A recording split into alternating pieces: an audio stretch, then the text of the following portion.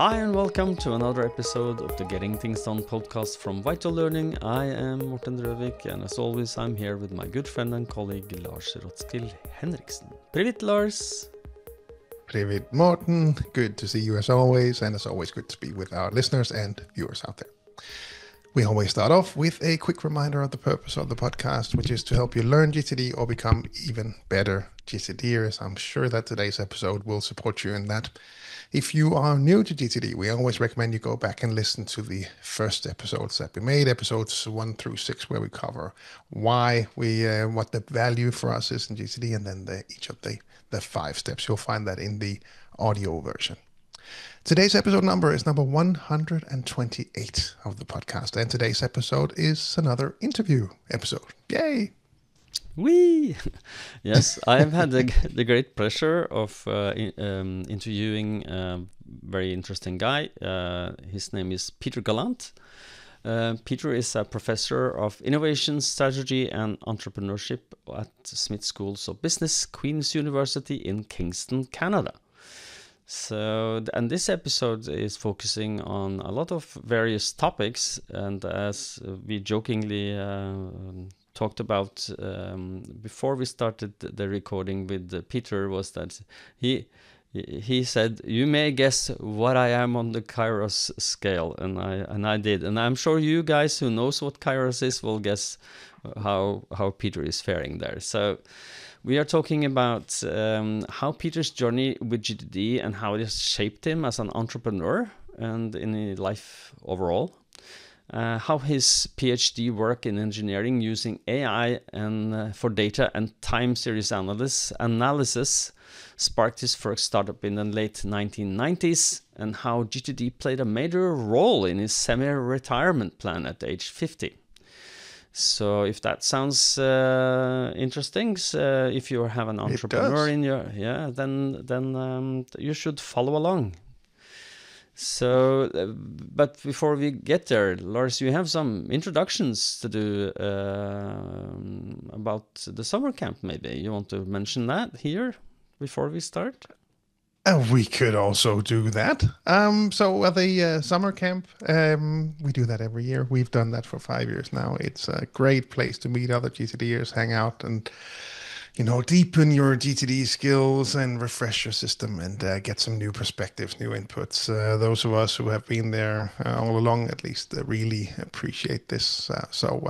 I highly recommend that you join us if you can.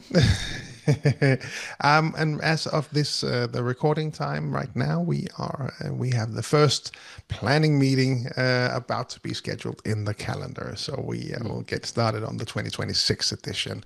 You can always email me to be notified when we open up for signups. I have a list of people to notify, so email me directly if you want to be notified when the signups open. Previous participants from previous years will automatically be notified. But send me an email, lars@vitallearning.dk. I'll let you know when it opens up. Or if you're listening to this in the future, gtdsummercamp.com is the starting point to find out more about the next summer camp. Yes, and I think that do you have the dates already? We don't have them set in stone yet, so I don't want to mention them. But it's usually I think second weekend in June, so ish around that time. But let's not promise anything yet right now. And June in Denmark is beautiful, so consider participating. So love to see you there. Okay, yeah. And I suggest then that we just roll the interview. And now, our special guest.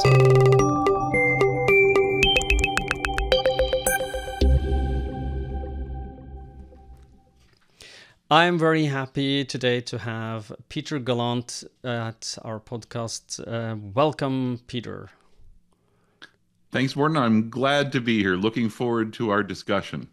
Yeah, and did I pronounce your name correctly? Is Gallant or Gallant or?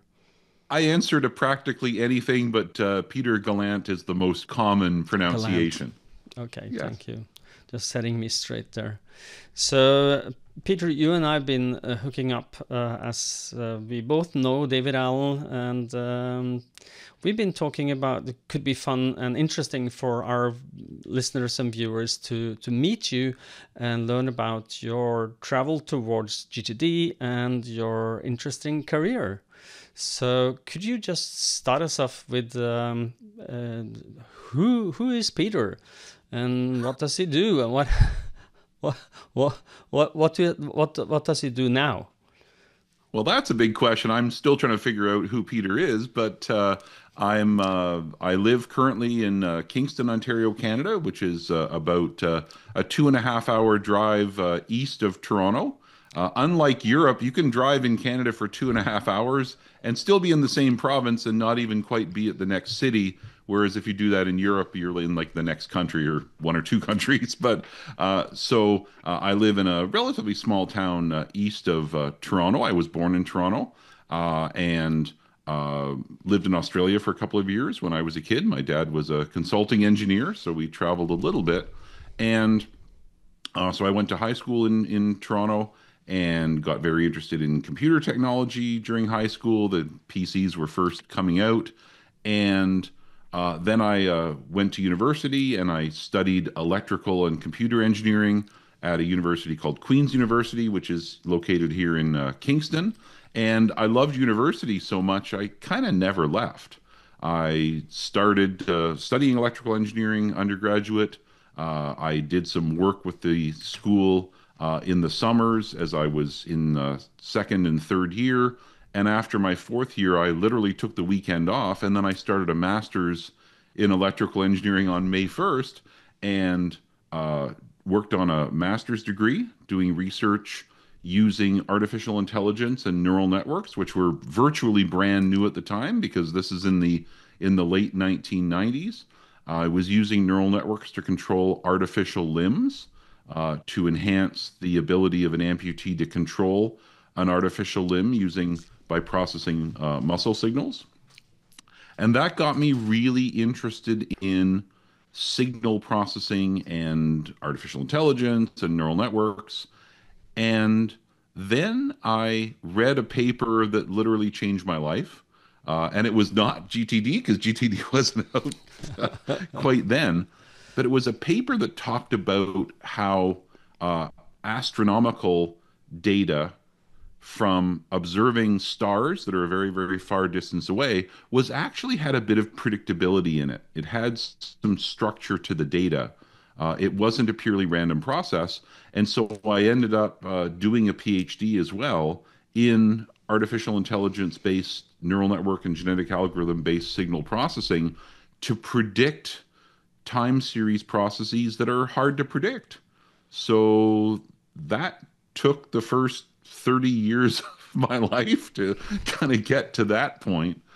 And then the really interesting stuff started to happen because on campus, I was developing prediction systems using neural networks and using genetic algorithms to help evolve the network structures.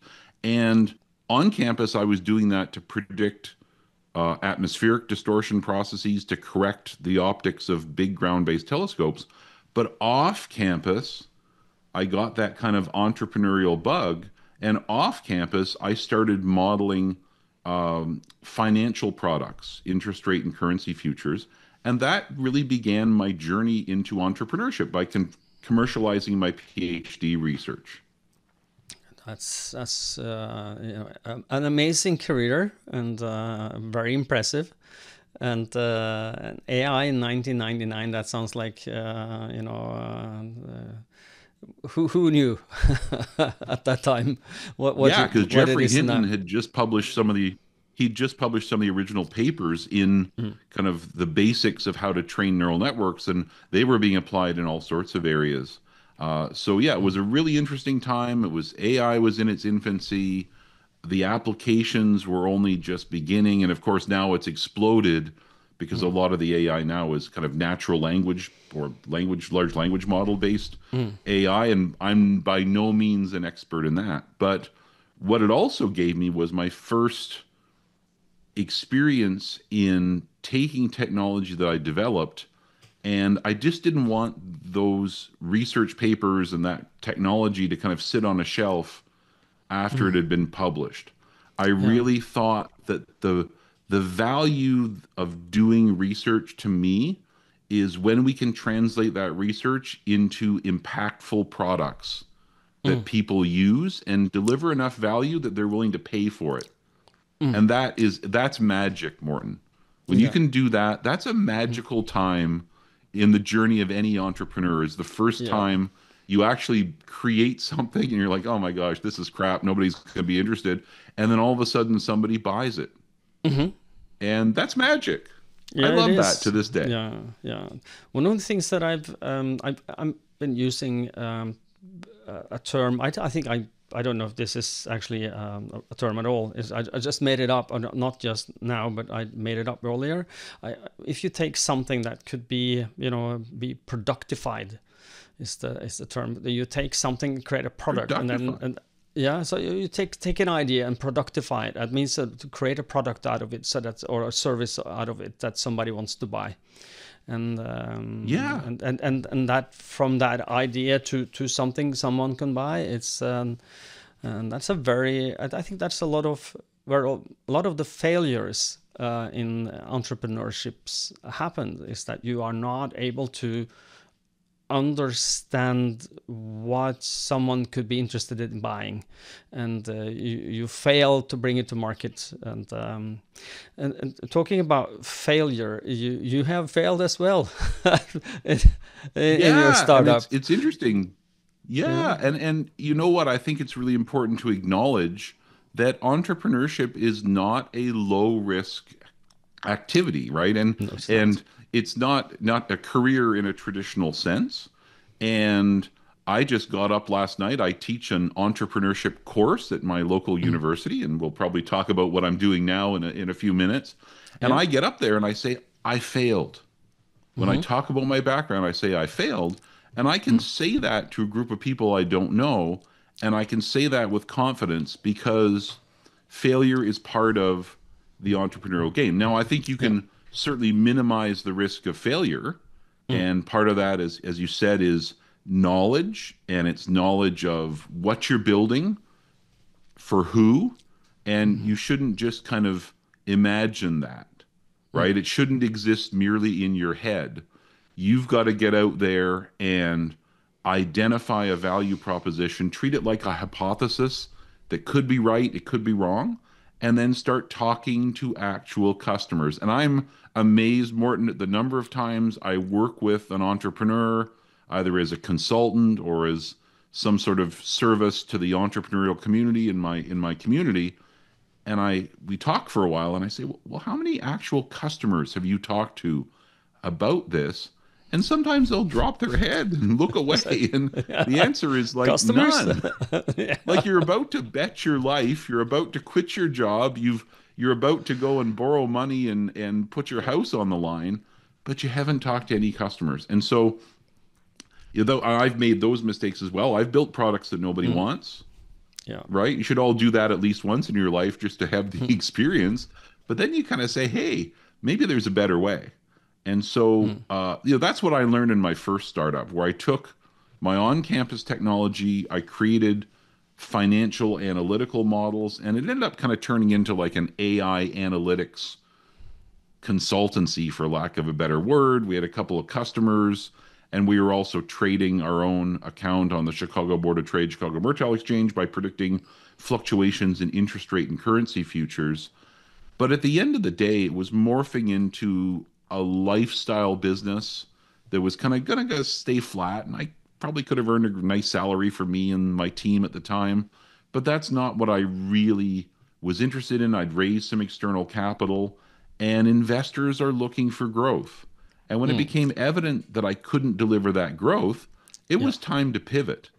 So my first failure was actually a failure to grow. I created a lifestyle business when I really was aiming to create a growth-based business. And I went back to my investors and said, look, this business is not going to grow in the ways and at the rate that we had originally intended. let's go and do something else. And to make a long story short, my investors supported the idea of me and my team going into what we call opportunity scan mode and starting to look for other opportunities that could leverage the expertise of our team and to leverage the capital that we still had in the bank. And we ended up looking at about 40 different technologies, a lot of them in software.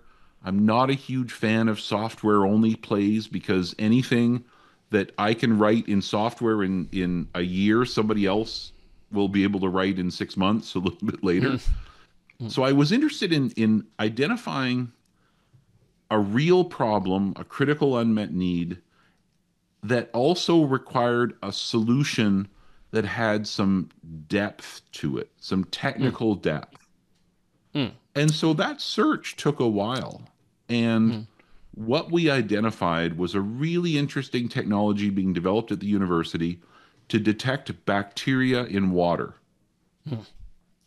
And up until then, when we started to look at what water plant operators were doing, especially in small communities, they were taking a 100 milliliter water sample and sending it away to a testing laboratory.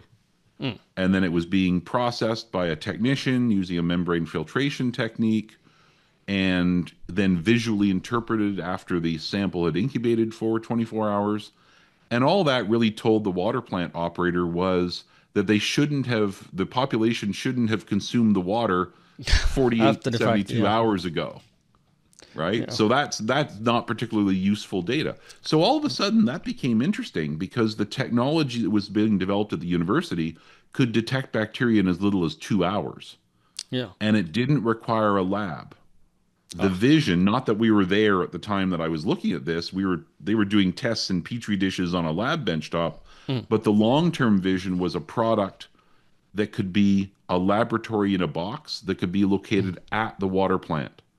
And by moving the testing closer to the point of sampling, you eliminated all that transport time. So I was starting to get excited. I was starting to see a value proposition form. And the more we investigated that, the more interesting it became as something that was a product that had that critical unmet need. That was the good news. Yeah. I just want to interject just 2 seconds there, because I know how dangerous E. coli is. One of my second education was at a college for food technology, specializing in food health, and Escherichia coli, which is the Latin name of this, it's not a nice bacteria. You don't want it in your drinking water. You don't want it at all in your environment, because it can really kill you. And that's right. So to be able to detect that early and stop, so that that must be quite satisfactory for you to deliver something that really made a difference. Yeah, and it took a while because the technology was in its infancy. We had to get our test from liquid reagents that didn't have a long shelf life into solid form reagents that had a year of shelf life. We had to figure out a way of simplifying the test so you could run it outside an accredited laboratory by an operator. And we also had to make a machine that could incubate and interpret the test simultaneously. But what I liked about the technology, Morton, was it wasn't just software. We had chemical reagents.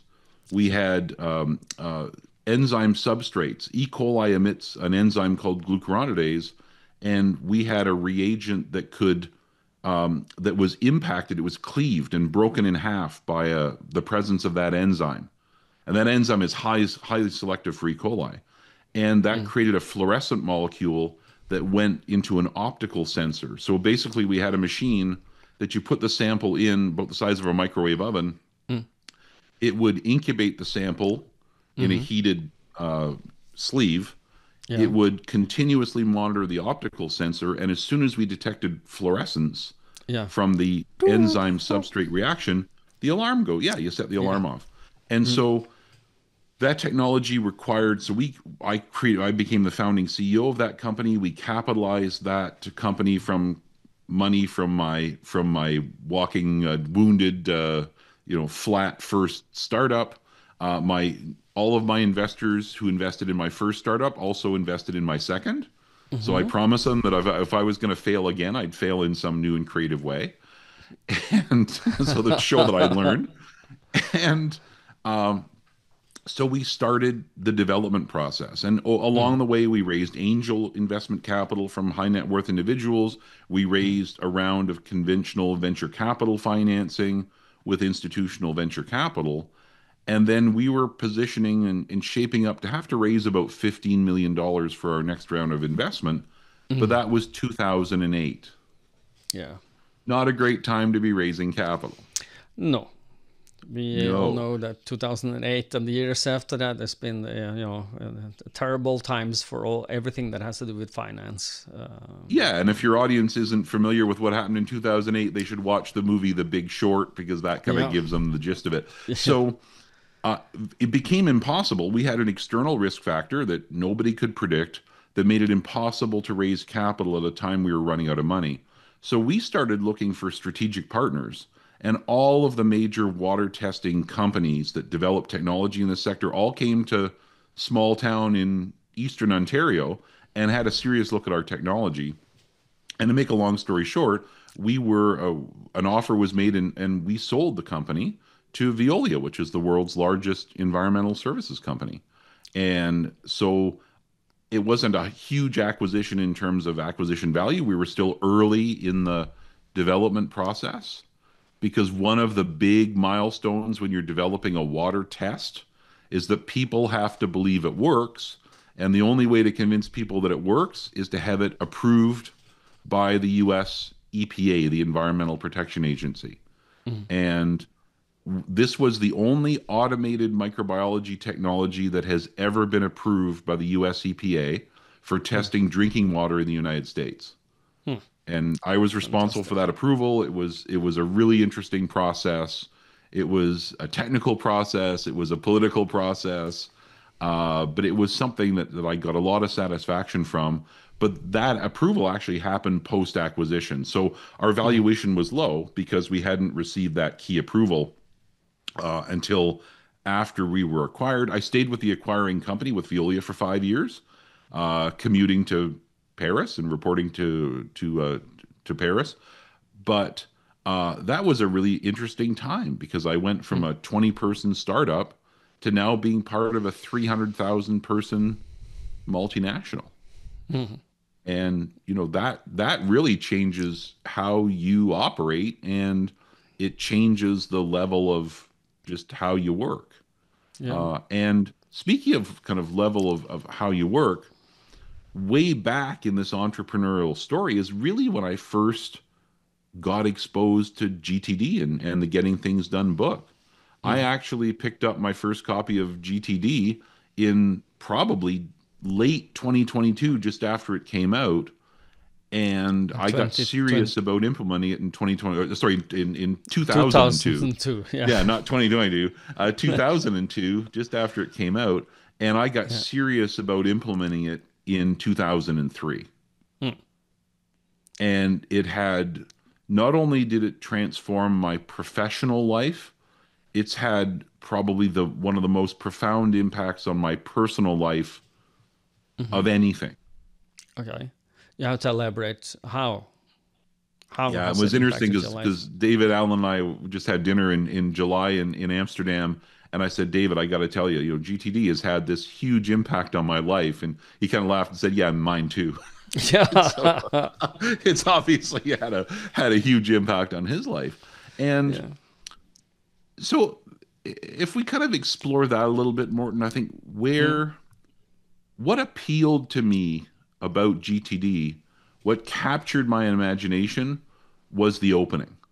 And if you recall the opening of the book, it says, it's possible to have an overwhelming number of things to do. Okay, check. I'm an entrepreneur. I've got an overwhelming number of things to do, and still function productively with a clear head and a positive sense of relaxed control. And that's burned into my mind, because at the time, as a first-time entrepreneur, I was struggling with just how many different things were on my mind at any given time. Yeah. And I also had a personal life. I was married. I had a young child. I had just finished my PhD degree, but I was still working on it and some publications when I first started working in the entrepreneurial environment. And so that really appealed to me. That was the beginning of my GTD journey, was early 2003. Exactly. But just to get back to the personal aspect here, when you started getting things done, you started off, what kind of physical or mental benefits did you get? And it's interesting because it takes a while to recognize the full benefits of what GTD can offer. And sometimes you have to go through a little bit more anxiety on the front end of that curve before you start to realize a lot of the benefits. Yeah. And in a nutshell, this is kind of the way I think about GTD. And every year I do a bonus lecture for my students where I introduce this idea of productivity. And it's interesting. I open that bonus lecture by saying, you know what, we're all knowledge workers, but nobody trains us how to be. Yep. We spend all this time and money and effort in universities and learning skills and developing our skills, but nobody is showing us how to harness those skills in a productive way. So you've got to raise, as Stephen Covey once said, you've got to not only raise your ability to be your productivity, you've got to raise your production capacity. And most people haven't thought about that. They have evolved their own habits, and there's things that they do, and most people keep a calendar, as we all know, things like that. But it's actually rare to find somebody, especially early in their career, who's actually sat down and said, wow, I'm going to develop a systematic approach to this. Yeah. I'm going to sit down and figure out a way of making sure I'm as productive as I could be. And so when I started reading Getting Things Done, there were a couple of aha moments that really kind of blew my mind, and they took a while for me to really fully digest. And I'm gonna point to maybe 3 of them just to give you a sense of kind of, they impact you on different levels, right? So one of the immediate impact things when you pick up Getting Things Done and you give it a read is, first of all, it's one of the very few complete productivity methodologies that are out there. Yep. You can read books that you pick up tips and tricks, but Getting Things Done is actually a complete defined system. It is, right? a holistic It's system. got everything. Yeah. And as we've talked about before offline, it's got some pillars to it. Yep. And those pillars are important foundations of the GTD methodology. But you could read GTD and start to get immediate value from it. So the first thing when I first read GTD was the 2-minute rule. Yep. Which, just to make sure we're all on the same page, if something comes into your world that you can completely get and get it done, if it comes into your world and it takes less than 2 minutes to complete, then complete it as soon as it shows up. Don't try to store it for later or record it or defer it. Just get it done.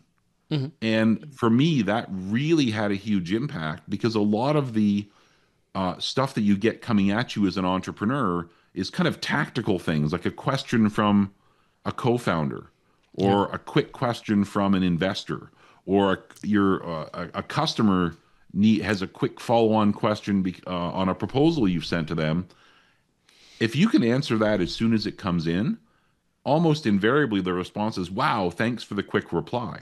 Yep. And that helps move things forward, because it's amazing how many projects are stalled because somebody's sitting on an item that would take them only a couple of minutes to complete. So the short-term tactical impact when you read Getting Things Done is there's all sorts of things like that embedded in there. But 2-minute rule is probably the most prevalent. Yeah. So at the base level, that had a big impact on my world. But then the next thing that had a really substantial impact was the idea of getting away from managing time.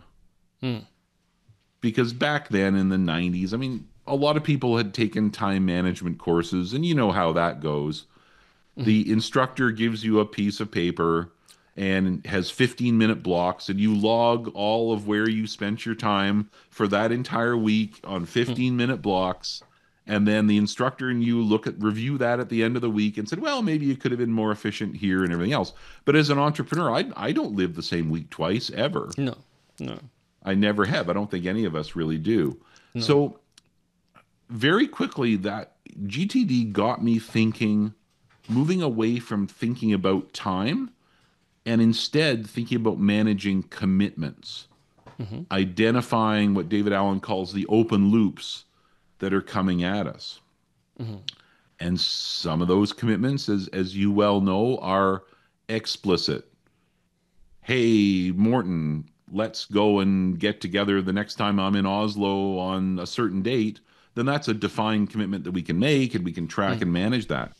But a lot of commitments that we're encountering, especially if you're an entrepreneur, are more subtle. You're noticing a new employee is struggling and you need to spend some time with them. You are hoping to get a new client, but you have to spend some time and do some things to help move that relationship along. So as with all of knowledge work, your work is not always clearly defined, and you have to define it. And so this idea of going from managing time to managing commitments had a huge impact on that, because I started thinking in terms of commitments. And of course, getting things done forces you to write down and capture commitments outside of your own head. That was big. Yeah, I'm not sure if you're familiar with it. There's a law in psychology called Yerkes-Dodson's law. No. No, it talks about the commitments you take on from yourself and others. If the number of those exceeds your ability to deliver on them, you get stressed. If you have the right amount of stress, which is where you feel that this is fun, I'm moving forward, it's cool, I'm feeling good about who I am and what I'm doing and what I'm not doing, then you have you are at a good place. But if you have too many things, too many commitments at the same time, you will be stressed, and you can have a burnout, you can have a breakdown, and it shows up like what you call a camel hump. Where too little stress is not good, because then you don't get up in the morning and nobody's expecting anything of you. Or at the other end, where you are just unable to deliver on anything because you feel over committed. And getting things done helps you structure everything so it's not in your head. And the stress level is manageable because you can move things in and out of focus, as you said. I think that. Yeah. Sorry. Yeah, I think they call that eustress. It's the idea of having an amount of stress that motivates you, but it doesn't cause you distress. Yeah. And I agree with that 100%. And not all stress is bad, of course. It's no. A little, enough to get you up in the morning and get you running. Absolutely. And the problem is that a lot of people are lying awake at night with unmanaged commitments that are rattling around in their head and waking them up in the middle of the night. And I don't think that's good stress. And then as an entrepreneur, you've got this incredible number of things you're responsible for in your professional life. And so, again, one of the big impactful points was start identifying and capturing commitments outside your head. And then the last big aha, and this probably took me the longest to really realize what the impact was you've got to do it with everything, personally and professionally. Because our brains don't do a good job of differentiating between a commitment we've made professionally and a commitment we've made personally. It's still something that needs to be done. And if it's unmanaged, even if it's a personal commitment, if it's unmanaged, it's still causing that adverse stress that you just referred to, Morton. Yeah. And so the antidote to that is, to me, was sitting down, having read GTD. I probably read it 2 or 3 times, before I sat down and said, I'm going to try this, I'm going to do this. And one of the questions that everybody who implements GTD has to answer, and sometimes this requires some good coaching to do, is how am I going to implement GTD? GTD is technology agnostic. It doesn't Yes. specify you have to use a computer or a smartphone. I've seen people, and I started out by just using pen and paper in a single journal notebook where I just basically captured everything I was responsible for.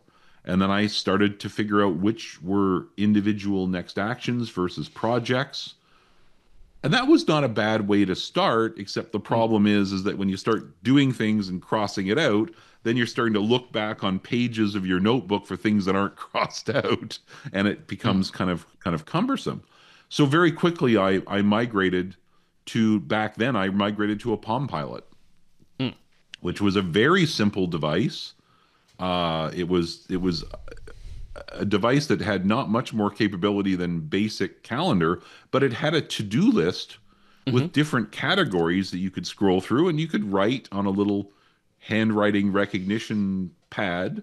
You could capture actions. And it was so small, it's smaller than I think even today's cell phones.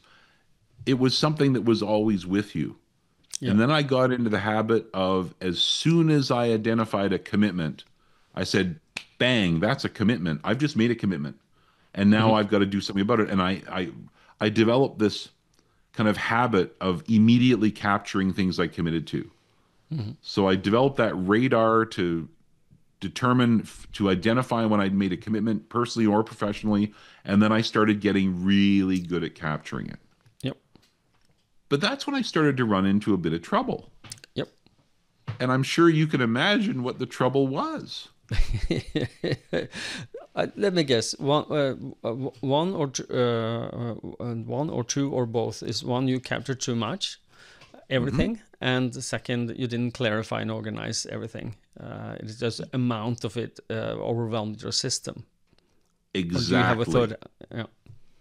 That was the thing, especially when it's combined with one of the things that in the book and in David's seminars that people do sometimes is what they call the mind sweep, right? So you learn the basics of GTD in terms of the old terminology was collect, process, organize, review, do. The new terminology is capture, clarify, organize, reflect, and engage. Yeah. But the idea being is you're trying to get everything out of your head of all the commitments and trying to identify all those, because you're trying to get to this point of having a complete system. And personally, I think people try to get there too quickly after only a day or two of maybe some introductory training.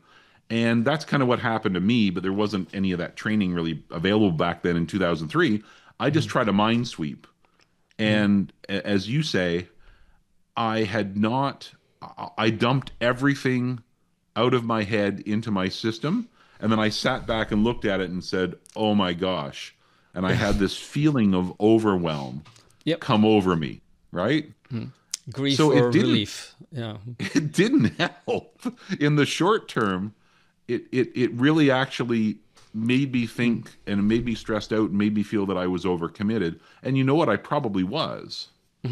But the system just made that all, put it right in front of me. It made it explicit. Yeah. And Dave, when Dave and I talked about that, and what he tends to say is, but don't blame the system for, it's just a reflection of what you've already committed to. It's not the system's fault, and it's not. But that feeling of overwhelm, I think, is something when you first start out in GTD is something to be aware of. And so I'm a big fan of kind of starting incrementally, picking different areas of your life and kind of getting those into the system first until you're used to, as you say, not only capturing, but clarifying what you've captured into something and saying, what's the outcome I really need to achieve? Can I envision that outcome? Because I believe once you envision something, it's a lot easier to do it. And also, have I really figured out the actions that really move that forward? Because I think that's where GTD is brilliant. It takes the complexity of a knowledge work job like entrepreneurship or any professional role, and It forces you to explicitly figure out what you've committed to, figure out the path to completion and the actions that are required to get it done. Mm-hmm. And then you can start to then just do those actions, and you don't have to be brilliant all the time to be No. able to go and start cranking through actions. In a way, it's taken a knowledge work job and it's converted it into an easier job that just doesn't require that level of complexity of thought Yeah. all the time, because we can't think deeply all day every day. No. There are periods of time where we can, and we can do, as Cal Newport calls, do deep work, but there's a lot of other times where cranking through a list of items that had already been thought about is an absolutely great way to operate. So that's once I kind of got there, Morton, I corresponded with David a little bit in 2003, asked him some questions by email that really helped clarify that. And that really began my journey to GTD. And even though I've changed the way that I've implemented GTD, I started off on paper, then I went to a Palm Pilot, and then eventually I went to Microsoft Outlook, and now I use OmniFocus, which is a fantastic product, by the way, especially if you're in a Mac environment. The way that I've implemented my system has evolved over time, but I have actually consistently maintained my GTD system now for over 20 years. Yeah. Fantastic. And it's had an incredible impact on my capacity to do things that otherwise I honestly don't believe I literally would have been able to do. And it's allowed me to also pursue other personal projects at the same time and not be overwhelmed. From time to time, we all get overwhelmed, but I think that has been minimized. Yeah. And I think it's made me a better entrepreneur and also a better leader. When I not only in the startups that I ran, but for a couple of years, I ran a provincial innovation accelerator agency. And when I did that, I had about 15 people reporting to me. I gave them all a copy of GTD. And I said, I'm not imposing this methodology on you. That's not the purpose of me giving you this book. The purpose of me giving you Getting Things Done is to show you how I roll. And because sometimes you're going to see you can tell when you're talking to somebody else or interacting with somebody else who uses a productivity methodology. You can tell there are certain signs, right? And that they respond very quickly. You can see that they're taking commitments quite seriously. They're really going to manage them to completion. And so those are the types of things that I wanted to instill in my team. Was we're professionals, we get things done, we're responsive, we don't sit on projects that are stalled out. And also when I delegated something to them, I track it in my system as a waiting for item tagged with their name. And once a week, when I did a check-in with all of my direct reports, I would bring up that list. So they knew that every delegated item that either I'd sent to them or they'd sent to me was being tracked and managed. And so that helped keep things from falling through the cracks. So at the end of the day, I think that's what the impact that GTD has had on me, to the point where now what I'm doing in my semi-retirement job that I'm sure we're probably going to talk about a little bit. What I'm doing is so my semi-retirement job is I'm a professor in a business school at my university. Although I used to teach engineering courses, now I mostly teach business courses. And every year I offer 2 bonus lectures that are completely outside the curriculum. And the first of those 2 bonus lectures is on productivity. And saying, hey, you're about to graduate. You've spent several years developing your skills and your knowledge, but nobody has trained you how to manage yourself as a professional. And so we talk about the challenges of knowledge work, that the work is not always self-evident, that you're actually going to have to define your work and then do it. And the risk of, especially now in this highly competitive work environment that young people are graduating into right now, Morton, it's incredibly competitive and incredibly stressful, is how are you going to manage yourself in a sustainable way throughout the next 100 years of your professional career, and at the same time still achieve what you want to do in your personal life? Because work-life balance is a real thing, and it really is of a lot of interest to young people. Yep. And the problem is that you get into a highly engaged, what I call those always on 24/7 cultures, where if they email you, if somebody on your team emails you at 11 p.m. and you haven't responded by 11:05, they think you're dead, or they start texting you. And so there's a risk that students enter these kind of always on 24/7 cultures. So I do a bonus lecture on how do you manage yourself? What are the challenges of knowledge work? And I introduce the ideas behind GTD as encouraging students to say, you know what, you need a system.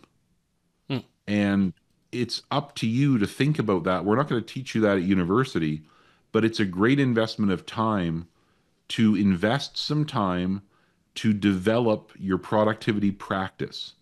And maybe you use GTD, maybe you use something else, but extracting some ideas and becoming kind of a student of productivity is a really great investment of time at the beginning of your career, because it's a portable skill that lasts you the entire, and I always say jokingly, the next 100 years of your professional career. But you want to work sustainably, because you mentioned before, Morton, the idea of burning out. Yeah. And becoming so stressed. There's a high risk of young professionals finding themselves in that situation. Yeah, they do. One of the things that we both have been doing is because in Norway here we do, when we are approached by students at universities or universities first and foremost, we do give pro bono courses for them. So that they have to pay for the course material, but we will work for free. They will pay for our travel and the materials and I know that this has had a major impact in so many of the students' lives.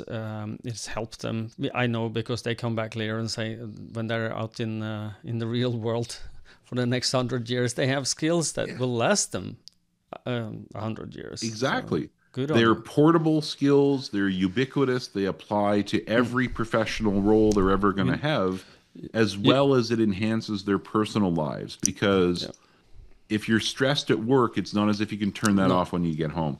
No. So I'm glad you're doing that. That's amazing. You're doing that pro bono.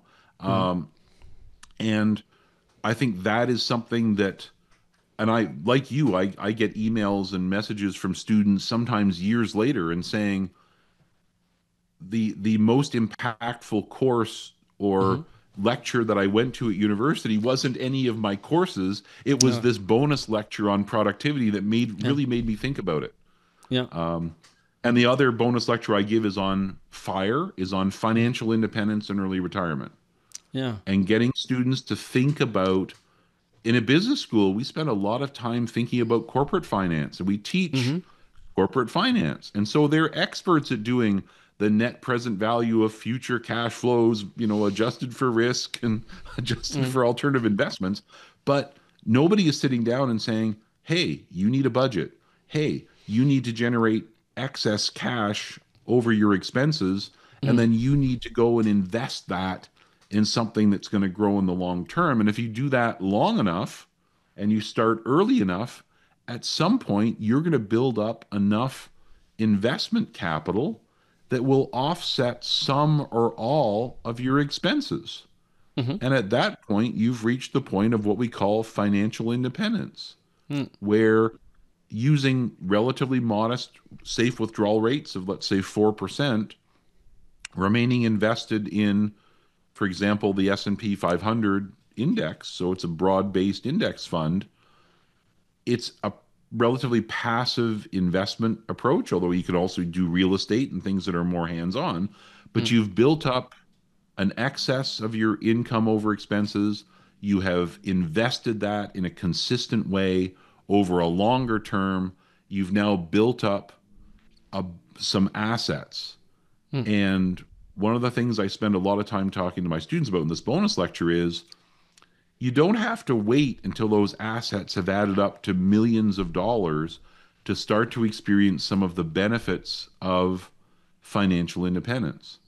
As soon as you've built up a certain amount of money, you've got now what we call FU money, Yeah. which means if you're in a bad employment situation, you can say FU to your employer and go find another job and have money to sustain yourself. Or if you're in a bad relationship, you can do the same thing.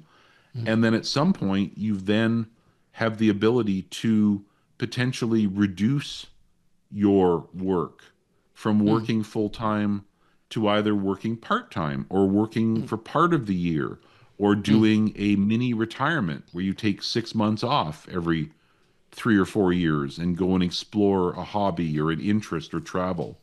Or you can do what I did, which was I saved up enough through my 30s and 40s that I had already funded my conventional retirement at age 65.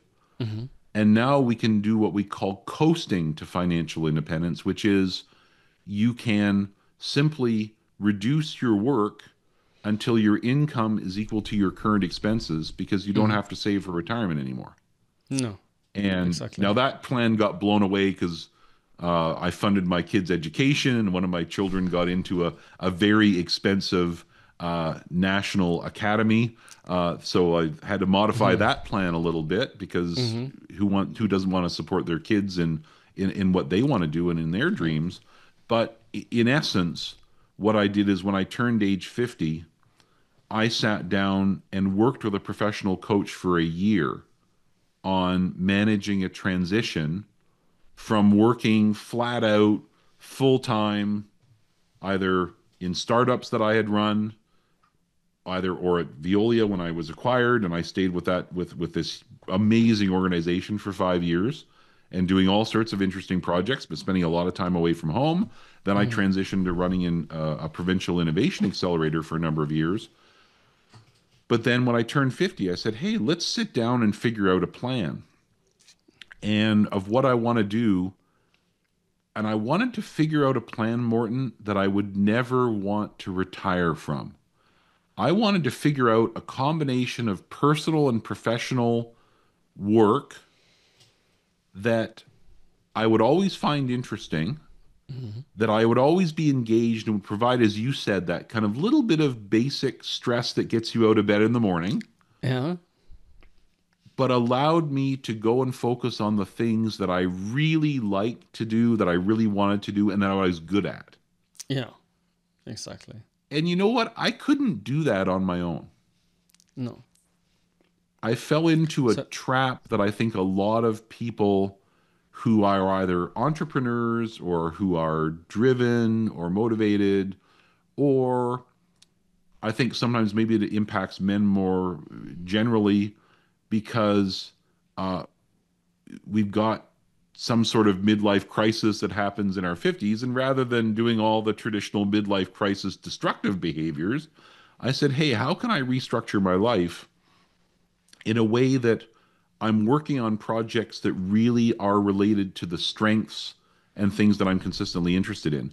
The problem was I was producing large lists of those projects because some part of me was feeling insecure about doing less. And I was feeling somehow that was a failure. And what I did is I connected with a very talented coach in Montana in the United States. I went to a retreat with some like-minded people to talk about financial independence and talk about early retirement. And the two are related, but they're different. There are people who focus very much on saving significant amounts of money, but they haven't thought about what they're going to do when they stop working. And that is a mistake, and that can cause a real personal crisis. And so I worked with her as a coach for practically a year on defining what that best work would be. What could I do that would bring out my best work, but then also eliminate a lot of the things in my life that I found annoying, administrative work, things like that. And the nice part of it is when you're running a GTD system, you've got all of your projects laid out. You can tell which ones are causing you resistance and not. You can feel resistance to certain projects and certain actions. And so I started going through those lists with my coach and figuring out which ones were really the ones that I wanted to focus on. And because I had taught courses at my local university to kind of keep my brain alive through my 30s and 40s, I actually had enough teaching experience to qualify for a tenured teaching only role. So I became appointed in 2018. I was appointed as a professor in the business school at Queen's University here in Kingston with a teaching only appointment. So I'm tenured on the teaching side. I have no research responsibility, and I have some administrative responsibilities. And I can teach as many or as few courses as I want under that appointment. And if I teach a couple of courses a year, it pays my expenses. I don't have to do anything else. If I want to teach more, I can. Or if I want to go and do some things outside the university, I still can. And so that's been a great appointment for me because I've been able to teach, which is something that is very important to me. I've been able to do some of the bonus lectures we've talked about with my students. And I've also been able to free myself up to do other interesting projects, both professionally and personally. Yeah. One of the things that getting things done really benefits you. I don't know if this is something we haven't talked about, but the higher horizons, the purpose, values, principles, vision, goals, areas of responsibilities, and projects and next actions are, the high level, what I call your Himalaya mountain.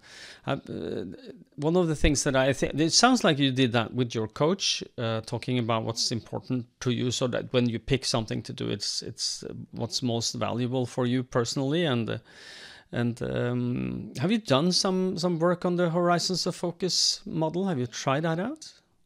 Yeah, and I think it's hugely valuable. I wouldn't be surprised, Morten, if you're working with clients that is one of the most impactful things that you've done in your practice in terms of personal impact. And maybe it's worth unpacking that for a couple of minutes. And that is, the thing that hit me about this idea of horizons of focus and the way that David Allen refers to them, the runway, when you're right on the ground. I have a pilot's license, so I like the aerospace analogy. When you're on the runway, you're doing the things that are right in front of you. Those are the actions that you've captured in your system. You have created those actions from projects that are kind of at that 10,000 foot level. You've got a series of projects you're responsible for. And it's great to operate at that level of, hey, I've got projects to work on every day, and I've got individual next actions. That's great. But then there's other horizons, and I think people miss the idea that there are a series of horizons that live above the project level, but not at this level of 50,000 feet where you have to have this huge existential discussion with yourself about what's my life vision and where am I going. Maybe I try to do that once in a while, but I haven't found the answers to that. No, and what I find when I do the coaching with people about horizons of focus is that it is very little oxygen at that height. It's very difficult to think clearly about who am I really, and what is my purpose, really. And but it is beneficial to have someone with you who can ask you the right questions and unbirth that and help you find, because it's without direction, without kind of a clear understanding in your head of where you're going, you will end up somewhere either way, and you may not be happy where you are ending up. So you have to decide, where do I want to end up, and then start navigating there. Yeah, and as you say though, Morten, one of the places that has more oxygen, it's very hard for the average person to go from thinking about the tactical things of the day to thinking about, what the purpose of their life is and their existential future. And that's where you say there's very little oxygen. It's hard to get your hands around that as a concept. But what David Allen, I think, did a great job in the original Getting Things Done book, and also maybe in his book Making It All Work, is you've also got these intermediate horizons. Hey, from where I am now, in the next 1 to 2 years, where do I want to be incrementally? What do I need to do to get there? People, I think, can have an easier time maybe envisioning the next couple of steps down the path.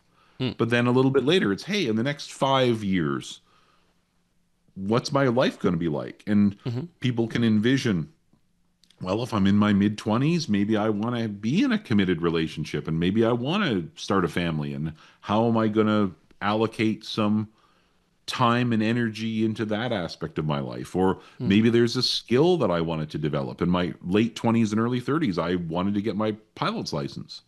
And I went and did that, and I still maintain it. And I upgraded my license twice, even in the last couple of years, as a fun skill development exercise. So, yeah, I think this idea of thinking through different levels and horizons of focus on different time frames in that intermediate level between projects and, what are you going to do existentially, is where I think a lot of opportunity exists for proactive planning and making sure that what you're working on doesn't just have that short-term impact all the time. It's very easy when you have a list of everything in front of you that, as David says, are the latest and loudest things. Yep. You need projects that have a longer time horizon to allow you that proactive element. Because if you can do that, that's going to have a huge impact. It has for many people, and the idea is, David says very clearly and profoundly, there is always more to do than there is time, and and so to make sure that you do the right things. And so how can I figure out what is the right things to do? And then you have to figure out what is valuable for you, so you make value-based decision on what you should do and not do. And so because saying yes to something means automatically you say no to other things. Make sure that you say no to the right things and yes to the right things. And it's difficult to do that without having some vision of where you are going. What would you like your life to be, and what values and principles do you want your life to be guided by? So, and one of the things, I did a podcast with David Allen back in 2006 when he was first starting his GTD in Conversation podcast series. And I talked about how that impacted me as an entrepreneur because, in business, execution is a huge risk, especially in a startup, right? Getting, as you just said, the right things done is, in entrepreneur speak, we call that the execution phase of the business.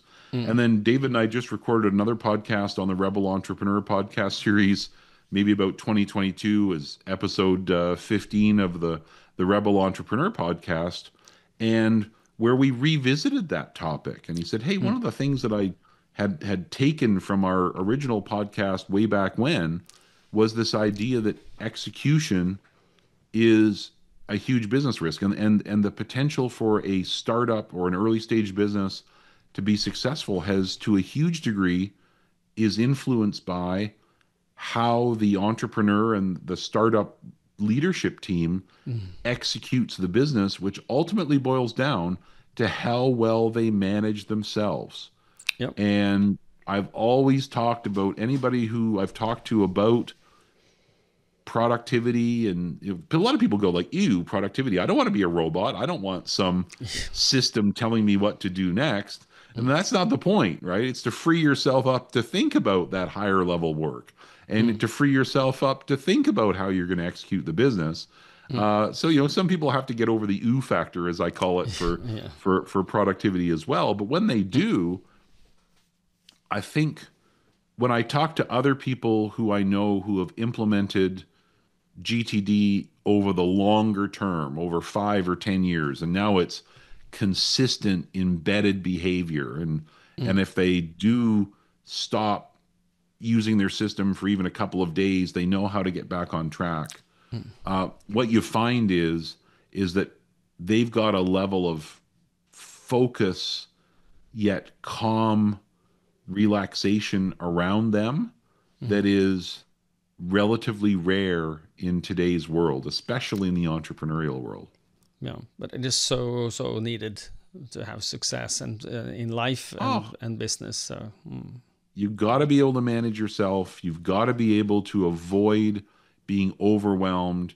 You've got to be able to keep functioning personally and professionally, even when you said when you've committed to more to do than you can do. That's kind of the normal human condition in modern times.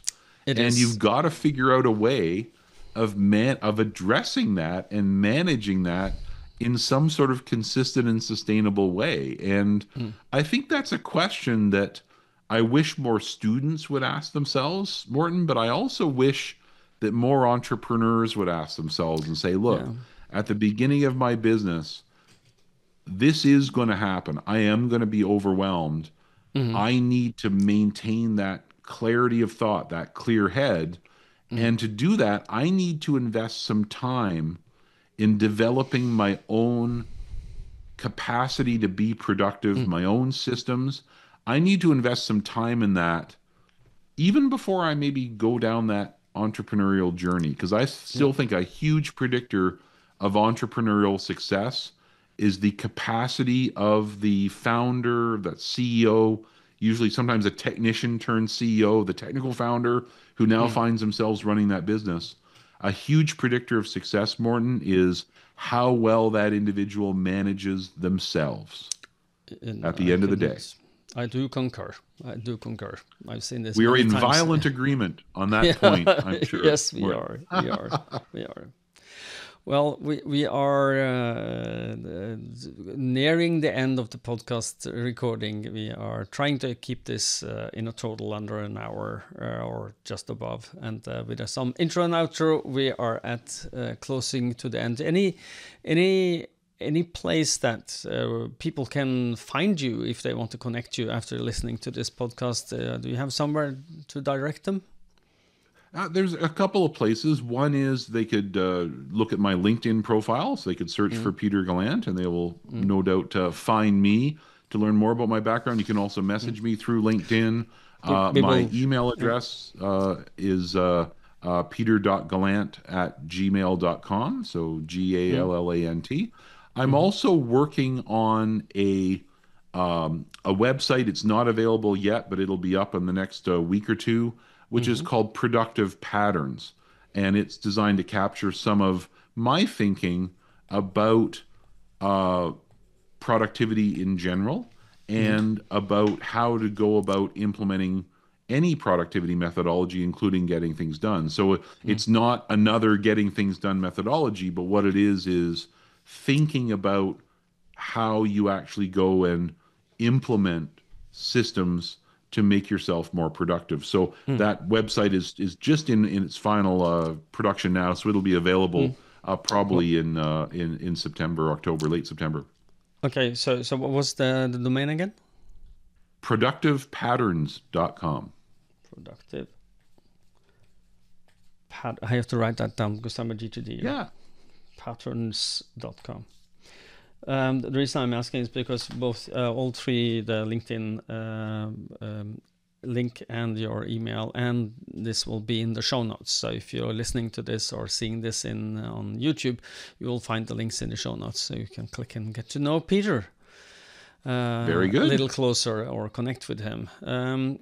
It's been a treat talking to you, Peter. I'm sure that specifically those of our listeners who are thinking about, and I know you're out there because I talk to a lot of you that are entrepreneurial or want to be an entrepreneur, and you know, interesting to understand how can you use GTD to achieve your clear-headedness that you need to make the good the execution of your projects and your products and have success.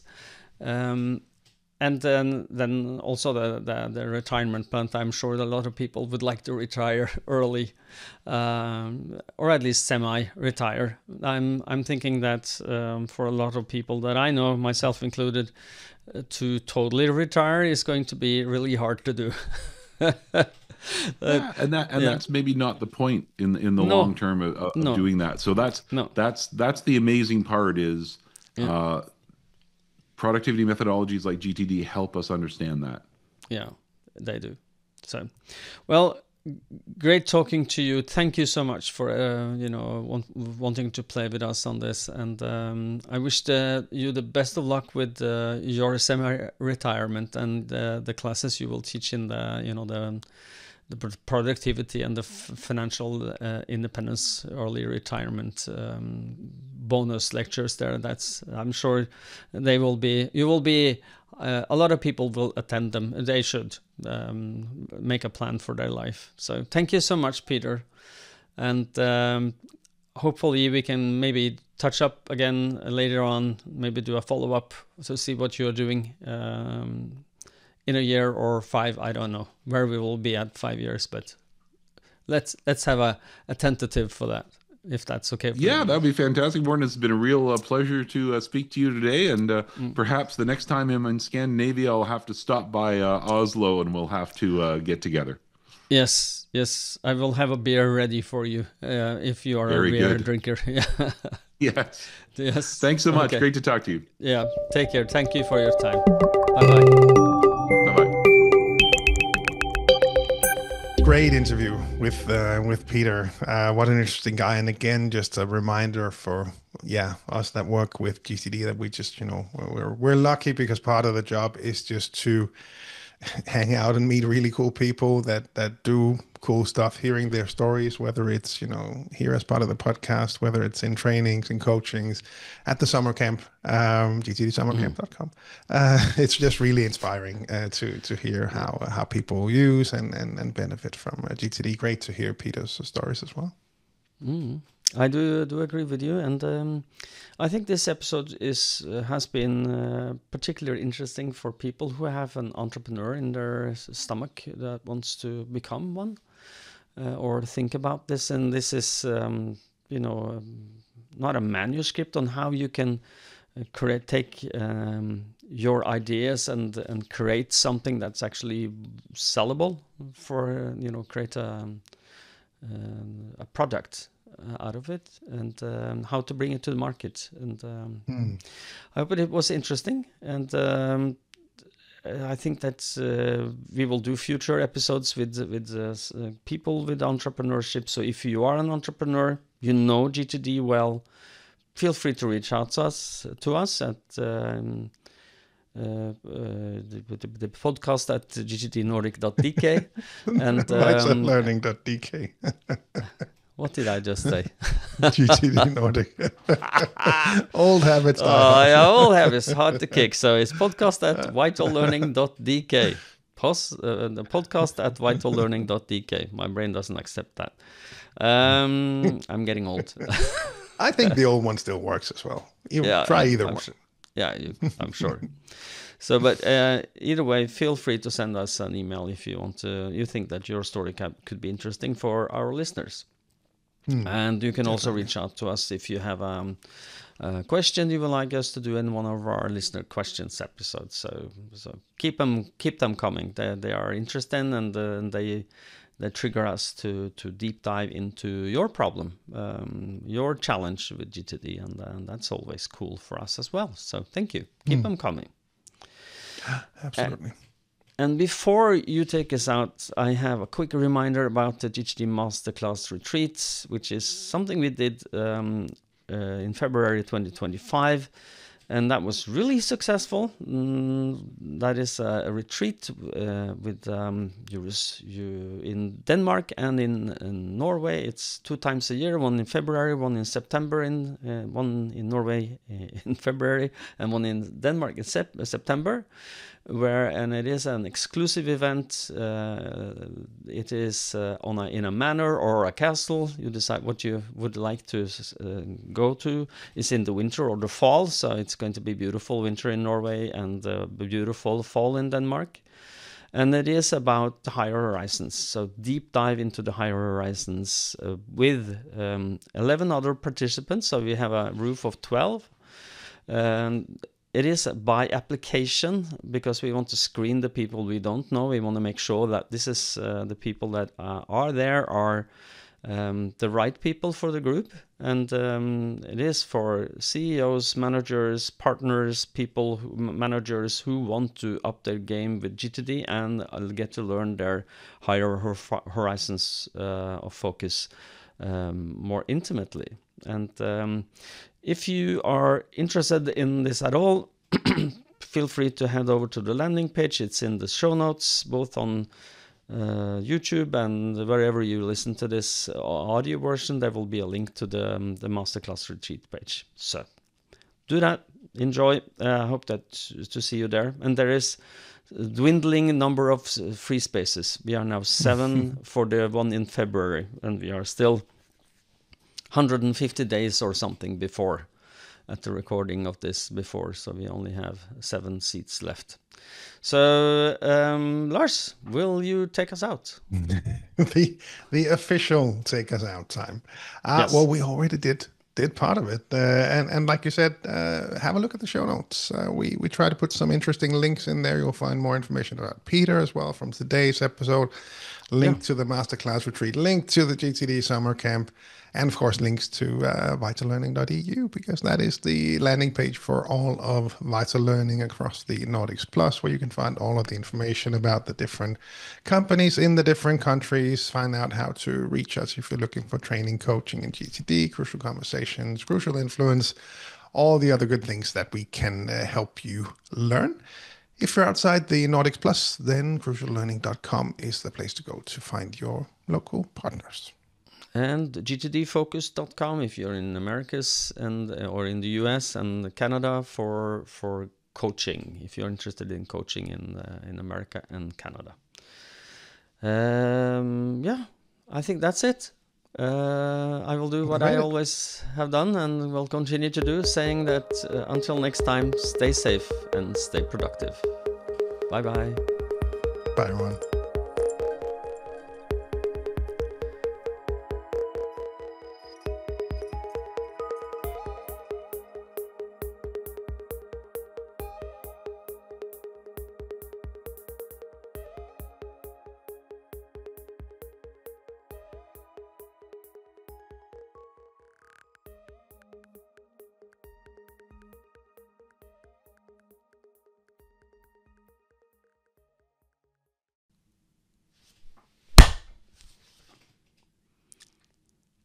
Skal du gå først, eller? Det kan jeg godt. Skal jeg bare køre på?